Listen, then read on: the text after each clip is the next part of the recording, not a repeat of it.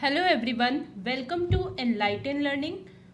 आज के इस वीडियो लेक्चर में हम डिस्कस करने वाले हैं सभी important questions of business environment. ये वीडियो इम्पोर्टेंट हो जाती है उन सभी स्टूडेंट्स के लिए जो कि बिजनेस इन्वायरमेंट को ग्रेजुएशन लेवल पर स्टडी करते हैं एज अ सब्जेक्ट। चलिए देख लेते हैं कौन कौन से इम्पोर्टेंट क्वेश्चंस होने वाले हैं फाइनल यूनिवर्सिटी एग्जाम्स में।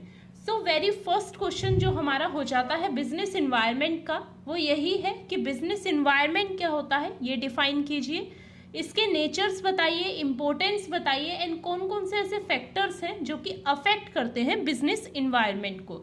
देखिए क्वेश्चन काफ़ी घुमा फिरा के भी पूछ सकते हैं, असर्शन और रीजन के तौर पे भी पूछा जा सकता है।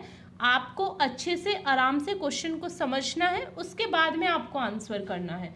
बिजनेस एनवायरनमेंट क्या है, थोड़ा सा मीनिंग समझ लेते हैं। बिजनेस एक ऐसी एक्टिविटी है जहां पर हम सेल एंड परचेज करते हैं, एक ऐसा प्लेटफॉर्म है जहां पर एक बिजनेसमैन प्रॉफिट अर्न करने के लिए बिजनेस करता है। इन्वायरमेंट क्या है, बिजनेस के सराउंडिंग्स मीन्स जो बिजनेस को इफेक्ट करता है वो कहलाता है हमारा इन्वायरमेंट। इसके फैक्टर्स मोस्ट इंपॉर्टेंट है, टू टाइप्स के फैक्टर होते हैं, इंटरनल एंड एक्सटर्नल। इंटरनल जो कि आपके बिजनेस के इंटरनल फैक्टर्स हैं और आपके इन्वायरमेंट को, बिजनेस इन्वायरमेंट को इफेक्ट करते हैं, वो आपके इंटरनल फैक्टर्स। एक्सटर्नल में आपके आ जाते हैं माइक्रो एंड मैक्रो। आप प्लीज़ ध्यान से पढ़ लीजिएगा, स्टडी कर लीजिएगा, इंपॉर्टेंट क्वेश्चन है। Next important topic and new topic हो जाता है कंज्यूमरिज्म। कंज्यूमरिज्म इंपॉर्टेंट टॉपिक है, अभी ऐड हुआ है आपके सिलेबस में। इसका मैं मीनिंग आप लोगों को बता देती हूँ, क्या मीनिंग होता है। देखिए कंज्यूमर सबको पता है कौन होते हैं। कंज्यूमर वो फाइनल परचेजर होते हैं जो कि किसी भी कमोडिटी को कंज्यूम करते हैं, उन्हें बोला जाता है कंज्यूमर। अब अगर मैं बात करूं कंज्यूमरिज्म एक ऐसा कॉन्सेप्ट है जहां पर एक इंडिविजुअल, एक फर्म, एक गवर्नमेंट ये ट्राई करती है कि कंज्यूमर के नीड्स को, कंज्यूमर के राइट्स को प्रोटेक्ट किया जाए, उनके सेटिस्फेक्शन पर ध्यान दिया जाए, कंज्यूमर का एक्सप्लॉयटेशन कम से कम हो, कंज्यूमर का हेरेसमेंट कम से कम हो, इस चीज पर ध्यान दिया जाए।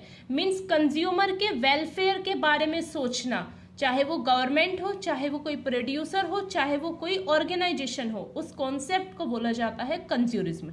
इसके एडवांटेजेस, नीड क्या थी, कंज्यूमरिज्म क्यों आया। देखिए कंज्यूमर का काफ़ी एक्सप्लॉयटेशन होता था, मीन्स वो अपनी बातों को कह नहीं पाता था, जो जिस चीज़ की रिक्वायरमेंट होती थी वो रिक्वायरमेंट नहीं हो वो रिक्वायरमेंट फुलफिल नहीं हो पाती थी, सेटिस्फेक्शन लेवल लो होता था, इसलिए ये कॉन्सेप्ट आया गया। ब्लैक मार्केट सबसे ज़्यादा होती थी, 1 रुपीज़ की चीज़ को 10 रुपीज़ में सेल किया जाता था, तो काफ़ी एक्सप्लॉयटेशन होता था कंज्यूमर का, जिस वजह से ये कॉन्सेप्ट आया। ये कॉन्सेप्ट सबसे पहले यूएस में इंट्रोड्यूस किया गया था। मैं आपको बता दूं 1920 के अराउंड ये कॉन्सेप्ट इंट्रोड्यूस हुआ था यूएस में। आई होप आपको अच्छे से मीनिंग क्लियर हो गया होगा। अब एक बार आप अपने नोट्स रिवाइज करेंगे तो आपको अच्छे से लर्न हो जाएगा।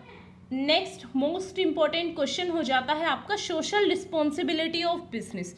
इंपॉर्टेंट टॉपिक है ये, आपको कंप्लीट टॉपिक कवर करना है। मीन्स सोशल रिस्पॉन्सिबिलिटी के बारे में जो भी दिया गया है आपके नोट्स में, आपको वो कंप्लीट नोट्स स्टडी करने हैं। इंपॉर्टेंट टॉपिक है, शॉर्ट एंड लॉन्ग किसी भी वे में आपसे पूछा जा सकता है। देखिए मैं आपको बता दूं सोशल रिस्पॉन्सिबिलिटीज क्या होती हैं। देखिए सोसाइटी की तरफ रिस्पॉन्सिबिलिटी बिजनेस की, वो आपकी कहलाती है सोशल रिस्पॉन्सिबिलिटीज। मीन्स बिजनेस ऐसी जगह पर ना हो जहाँ पर सोसाइटी रह रही है और आप काफ़ी पोल्यूशन फैला रहे हैं, प्लास्टिक का यूज़ बैन हो गया, वो किस प्रोसेस के थ्रू हुआ है, वो आपके सोशल रिस्पॉन्सिबिलिटी ऑफ बिजनेस के फैक्टर के थ्रू हुआ है। ये आपकी कहलाती हैं सोशल रिस्पॉन्सिबिलिटी ऑफ बिजनेस।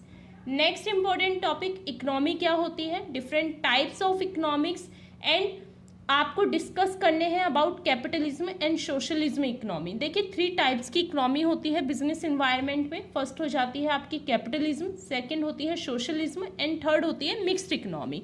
आपको ये कंप्लीट टॉपिक कवर करना है। मैं थोड़ा सा ओवरव्यू दे देती हूँ। देखिए कैपिटलिज्म वो इकोनॉमी होती है जहाँ पर सारा वर्क, सारी इकोनॉमी जो डिपेंड होती है वो प्राइवेट इंडस्ट्रीज पर होती है। मीन्स प्राइवेट इंडस्ट्री के हाथ में होती है पूरी इकोनॉमी, वो कहलाती है आपकी कैपिटलिज्म। वहीं सोशलिज्म की बात करूं तो जहां पर गवर्नमेंट के हाथ में इकोनॉमी होती है, गवर्नमेंट की फैक्ट्रीज, गवर्नमेंट की ऑर्गेनाइजेशन जिन पे इम्पैक्ट डालती हैं, वो आपके सोशलिज्म। मिक्स्ड जहां पर गवर्नमेंट एंड प्राइवेट बोथ मिलकर कोई भी एक वर्क करती हैं, वो आपकी कहलाती है mixed economy. Next important question हो जाता है ऑर्गेनाइजेशन क्या होती है। देखिए ऑर्गेनाइजेशन एक ऐसी संस्था है, एक ऐसा ग्रुप ऑफ एसोसिएशन है, एक ऐसा एसोसिएशन ऑफ पर्सन्स है जो कि एक साथ में इकट्ठा होते हैं एंड कॉमन गोल को अचीव करने के लिए वर्क करते हैं, वो आपकी कहलाती है ऑर्गेनाइजेशन। इसके मेरिट्स एंड डीमेरिट्स आपको स्टडी करने हैं। देखिए मैंने यहाँ पर कुछ टाइप्स ऑफ ऑर्गेनाइजेशन डाले हैं, आप प्लीज़ अच्छे से पढ़ लीजिएगा। इनका क्वेश्चन शॉर्ट में भी बन जाता है कि पब्लिक कंपनी कौन सी होती है। मैंने एक टाइप ऑफ कंपनी पर ऑलरेडी वीडियो बना रखी है, मैं उसका description box and I button पर लिंक प्रोवाइड कर दूंगी, आप प्लीज़ वो देख लीजिएगा। होम एंड होस्ट कंपनी आप जरूर से कीजिएगा, काफ़ी बार पूछा जाता है। होल्डिंग कंपनी के बारे में भी काफ़ी बार पूछा जाता है, आप प्लीज़ ये टॉपिक अच्छे से कवर कर लीजिएगा। नेक्स्ट इंपॉर्टेंट क्वेश्चन हो जाता है आपका प्राइवेटाइजेशन। देखिए एज वी ऑल नो कि प्राइवेटाइजेशन क्या होता है। अब सारी चीज़ें गवर्नमेंट अपने हाथों से हटाकर प्राइवेट कंपनीज को सारी रिस्पॉन्सिबिलिटी दे रहे हैं, सो उसे बोला जाता है प्राइवेटाइजेशन। इसके फेवर में और इसके अगेंस्ट में अपने पॉइंट्स देने हैं, वो आपको ये क्वेश्चन कर जाना है। Next important question every year raise होता है इंडस्ट्रियल पॉलिसी 1991 और साथ ही एलपीजी मॉडल। देखिए एलपीजी क्या है, लिबरलाइजेशन, प्राइवेटाइजेशन एंड ग्लोबलाइजेशन। ये आपको कंप्लीट क्वेश्चन करना है, किसी के भी बारे में आपसे नोट लिखवाया जा सकता है, किसी एक पर्टिकुलर के बारे में भी आपसे क्वेश्चन रेज हो सकता है। Next important question monetary policy क्या होती है, ये आपको कवर करना है। आरबीआई की पॉलिसी है मॉनेटरी पॉलिसी, जिसमें फ्लो ऑफ मनी को देखा जाता है, वो पॉलिसी कहलाती है हमारी मॉनेटरी पॉलिसी। एक्सिम पॉलिसी या एक्सिम क्या है, एक्सपोर्ट इंपोर्ट को बोला जाता है एक्सिम पॉलिसी, ये आपको कवर करना है। Next the most important topic FEMA and फेरा। देखिए फेमा क्या है, फॉरेन एक्सचेंज मैनेजमेंट एक्ट है ये, जो फॉरेन एक्सचेंज को मैनेज करने के लिए लाया गया था। इससे पहले फेरा एक्ट हुआ करता था, उसको एम्बॉलिश करके फेमा आया। आप इसके बारे में अच्छे से पढ़ लीजिएगा। नेक्स्ट इंपॉर्टेंट क्वेश्चन हो जाता है आपका गेट एंड डब्ल्यूटीओ। देखिए गेट सभी को पता है, general agreement of tariff and trade, जिसके बाद में नया एग्रीमेंट आया वो था WTO, world trade organisation. Important question है, आप प्लीज़ इसे स्किप मत करिएगा, अच्छे से पढ़कर जाइएगा।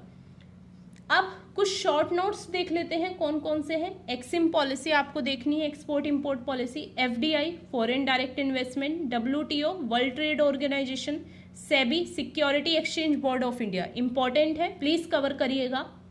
फॉरेन ट्रेड, देखिए फॉरेन ट्रेड को इंटरनेशनल ट्रेड भी बोला जाता है, ये टॉपिक भी आपको कवर करना है। सोशल रिस्पॉन्सिबिलिटी मीनिंग में बता चुकी हूँ। लाइसेंसिंग पॉलिसी ये भी करना है आपको। मिक्स्ड इकोनॉमी मीनिंग में ऑलरेडी आपको डिफाइन कर चुकी हूँ। फेरा एंड फेमा, इंटरनेशनल ट्रेड और फॉरेन ट्रेड, ये कुछ टॉपिक्स हैं जिन पर शॉर्ट नोट भी लिखवाया जा सकता है। आपको ये सभी क्वेश्चंस करने हैं। इससे अलावा देखिए अगर आपके सिलेबस में आईएमएफ भी है तो आप प्लीज़ इसमें आईएमएफ भी ऐड कर लीजिएगा, इंटरनेशनल मॉनेटरी फंड जिसका नाम है, फुल फॉर्म है, आप प्लीज़ वो क्वेश्चन भी ऐड कर लीजिएगा अगर आपके सिलेबस में है तो। अदरवाइज जितने भी मैंने ये क्वेश्चन बताए हैं ये मोर देन इनफ है, अच्छे से स्टडी कर लीजिए। बिजनेस इन्वायरमेंट का भी आपका एग्जाम आने वाला है, काफ़ी टाइम है अभी, स्टडी कर लीजिए। आई होप आपका एग्जाम काफ़ी अच्छा जाए। If you like this video then please do like, share and subscribe. Thank you for watching this video guys.